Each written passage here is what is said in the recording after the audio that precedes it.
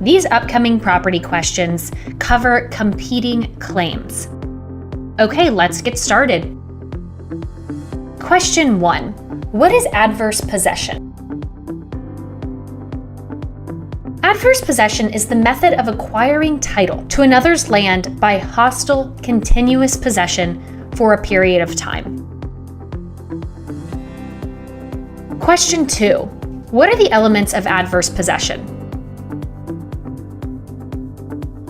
There are 5. The trespasser's possession must be 1. Continuous for the duration of the statutory period. 2. Open and notorious. 3. Actual. 4. Hostile. And 5. Exclusive. Question 3. What is the default statutory period for adverse possession? 20 years. Question 4. What does it mean for possession to be continuous? Continuous possession is uninterrupted use of the property throughout the statutory period. Question 5. Does seasonal or infrequent use count as continuous possession? Yes, as long as it is consistent with the ordinary use of the property. For example, if the property is a ski cabin or summer beach house. Question 6. What is tacking? Tacking is when a trespasser tacks on a prior adverse possession period to meet the statutory requirement. Now note, to tack on, there must be privity between the trespassers. The new trespasser must take by non-hostile means without gaps in possession. Question 7. When is tacking not allowed? Tacking is not allowed if the new trespasser has taken control of the property through hostile means. Question 8. Does the statute of limitations run if the rightful owner was disabled when the adverse possession started? No.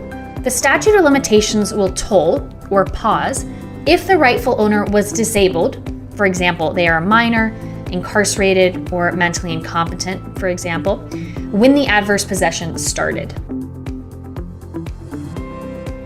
Question 9. What is actual possession? Actual possession is actual physical possession of the property. Question 10. What is open and notorious possession? Open and notorious possession is possession that is obvious and not hidden. In other words, the owner would know of it with reasonable inspection.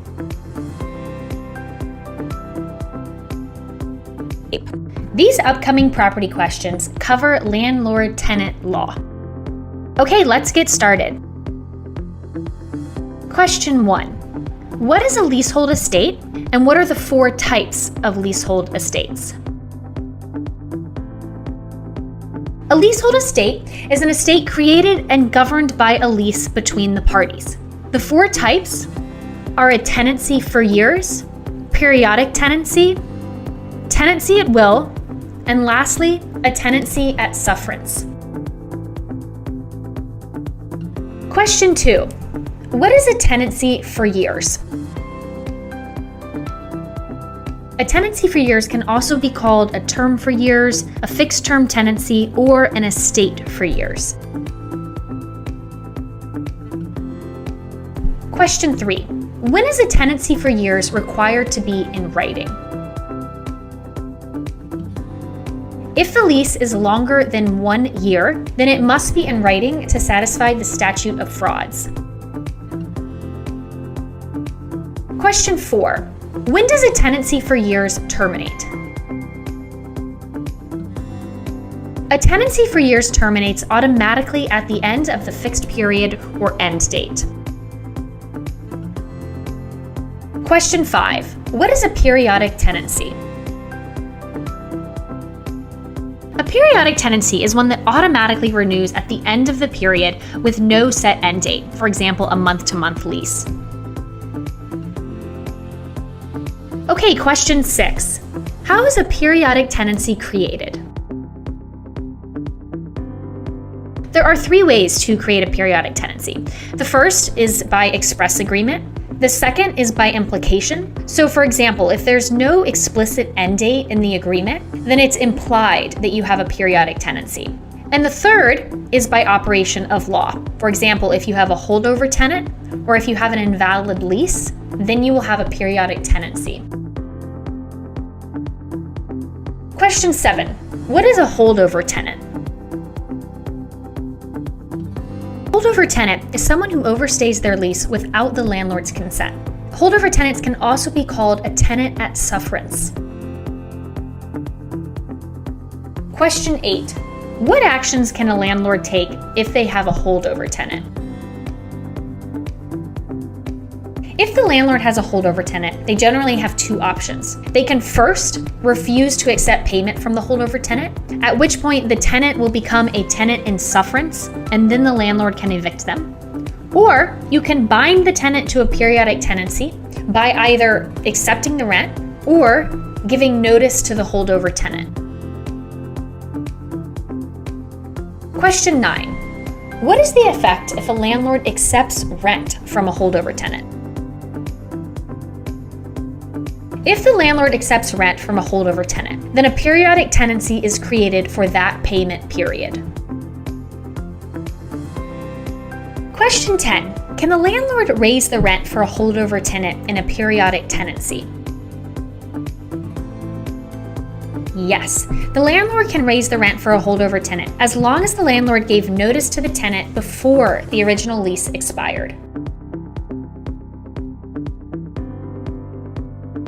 And these upcoming property questions cover mortgages. All right, let's get started. Question 1. What are the 2 types of security interest? Deeds of trust and mortgages. Question 2.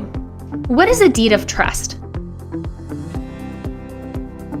A deed of trust is an alternative to a mortgage. Here, the debtor borrows money from a lender and then deeds the property to a third party as collateral. Once the debtor repays the debt, the third party then releases the deed back to the debtor. Question 3. What is a mortgage? A mortgage is a security interest in real property between a borrower and a lender that secures the performance of an obligation. Typically, that obligation is the repayment of a loan. Question 4. What's the difference between a deed of trust and a mortgage? In a deed of trust, you have 3 parties involved. You have the borrower or the debtor, you have the lender, and then you have the trustee. In a mortgage, however, only 2 parties are involved, the borrower or the debtor and the lender. Question 5. What is an equitable mortgage? An equitable mortgage is where the lender secures the mortgage by taking possession of all the original title documents to the property. This means that the lender has the right to sell the property, foreclose the property, and appoint a receiver if the borrower does not pay. Question 6. Who is the mortgagor? The mortgagor is the borrower or the debtor. Question 7. Who is the mortgagee? The mortgagee is the lender or the creditor. Question 8. What is the difference between a mortgage and a note? A mortgage represents the interest in the land. A note, however, represents the debt of the mortgagor. Now, remember though, that the mortgage follows the note. If you have a note, then it is presumed that you have the mortgage as well. Question 9. Who has the title and right to the property interest in a lien theory jurisdiction, which is the majority, and then in a title theory jurisdiction, which is the minority? In a lien theory jurisdiction, the mortgagor borrower has the title and right to possession. The mortgagee lender has a lien on that interest. In a title theory jurisdiction, however, the mortgagee lender has title and right to possession. Question 10. What is an absolute deed of sale? An absolute deed of sale transfers an unrestricted title to the property, free of all liens and encumbrances. And these upcoming property questions cover property interest. All right, let's get started. Question 1. What are 4 types of present possessory estates?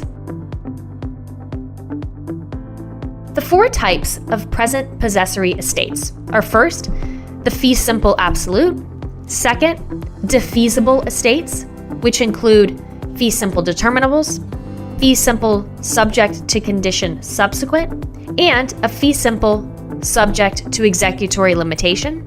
You also can have a life estate, and lastly, a non-freehold estate, including something like a leasehold estate. Question 2. What is a fee simple absolute? A fee simple absolute grants absolute ownership for a potentially indefinite duration. Fee simple absolutes are freely alienable, divisible, and descendable. Question 3. Is there a future interest in a fee simple absolute? No, there is no future interest in a fee simple absolute. Question 4. The type of language 2A or 2A and his or her heirs creates what type of interest?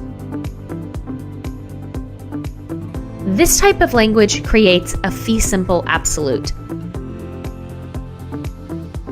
Question 5. What is a life estate?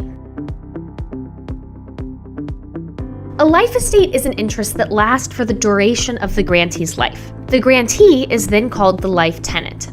Life estates are freely transferable during the life of the life tenant, but they're usually not divisible or descendable. Question 6. The type of language 2A for life creates what type of interest? This type of language creates a life estate. Question 7. What is a life estate per autre vie? A life estate per autre vie is a life estate that is measured by someone other than the grantee's life. For example, 2A for the life of C is a life estate per autre vie. Question 8. What are the 2 possible future interests in a life estate? The 2 possible future interests in a life estate are: first, reversion, which creates a future interest in O, the grantor. This is signified with language such as 2A for life. You also can have a remainder, which creates a future interest in a third party. These can either be contingent or vested, and it's created by language that says something like 2A for life, then 2B. Question 9. If the holder of a life estate transfers that interest, the grantee receives a life estate measured by the life of the blank. Grantor. Question 10. What are the rights of a life tenant? The life tenant has the right to possession, the right to rent and earn profits during the term, and also the right to lease, sell, or mortgage the property. These upcoming property questions cover servitudes. Okay, let's get started. Question 1. What are the 5 categories of servitudes? The 5 categories of servitudes are: first, easements; second, licenses; third, profits; fourth, covenants; and fifth, equitable servitudes. All right, question 2. What is an easement? An easement is a right to a non-possessory property interest in the land. Question 3. What is a dominant estate? The dominant estate is the land or property that benefits from the easement. Question 4. What is the servient estate? The servient estate is the land burdened by the easement. Question 5. What is an affirmative easement? An affirmative easement gives the holder the right to affirmatively use the servient estate. In other words, to do something on the servient estate. Question 6. What is a negative easement? A negative easement prevents the servient estate from doing something it would otherwise be allowed to do on the land. Negative easements are only allowed in very particular circumstances, and you can remember these by the acronym LAS. Negative easements are only allowed if they affect light, air, support, and stream water from an artificial flow. Question 7. How are negative easements created? Negative easements are only created expressly. They must be signed and in writing. Question 8. What is an easement appurtenant? An easement appurtenant is an easement that benefits one parcel of land, the dominant estate, while burdening another, the servient estate. Easement appurtenants are attached to the land and not to a person. This is a really important distinction. Question 9. What is an easement in gross? An easement in gross benefits a person or entity instead of a parcel of land. No dominant estate is involved, only a servient estate. An example of an easement in gross is a billboard or power lines on the servient estate. Question 10. Can you transfer an easement appurtenant, and can you transfer an easement in gross? Yes, you can transfer an easement appurtenant. It will be transferred automatically because it's attached to the dominant estate. It does not need to be explicitly stated in the transfer. An easement in gross, however, is not transferable unless for a commercial purpose. These upcoming property questions cover zoning and land rights. All right, let's get started. Question 1. What are lateral support rights? Lateral support rights hold that landowners have the right to lateral support from the adjoining land. Question 2. If a landowner excavates his own land and then damages the adjoining property, will the landowner be liable if the land is in its natural state? Yes, if the land is in its natural state, then the landowner will be held strictly liable for the damage. Question 3. If a landowner excavates his own land and damages the adjoining land, will he be liable if the land has been improved? This hinges on whether the improvement contributed to the collapse. If the improvement did contribute to the collapse, then the excavating landowner will only be liable if they were negligent. However, if the improvement did not contribute to the collapse, then the excavating landowner will be held strictly liable. Question 4. What are subjacent support rights? Subjacent support rights state that surface structures have the right to support from underneath the land. Remember that subjacent means underneath. These are important if a landowner allows another party to mine, tunnel, or say build an underground parking structure. The other party must ensure surface structures are adequately supported. Question 5. If a third party has underground or subjacent support rights, will they be liable if they damage the surface structure? If the structures existed at the time of conveyance, then the third party will be held strictly liable. However, if the structures were built after the conveyance, the party will only be found negligent. Question 6. What are riparian rights, and what are the two main approaches? Riparian rights are the rights to use water from watercourses that border one's land. This includes streams, rivers, and lakes. It's governed by either the riparian doctrine or by the prior appropriation doctrine.